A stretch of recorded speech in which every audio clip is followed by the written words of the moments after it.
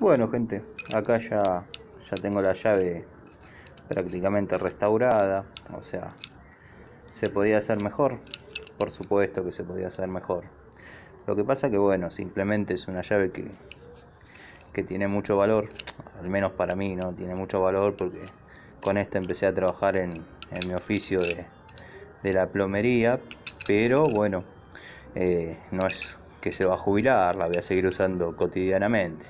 Simplemente quería sacarle un poco de óxido y que siga siendo funcional, ya que pese a ser una llave china, que muchos me decían que no valía la pena comprarla, hace 20 años que está conmigo y se la aguanta como el primer día. Simplemente eso, frenarle un poquito el envejecimiento y pasar el bajón dominguero que hasta ahora es terrible.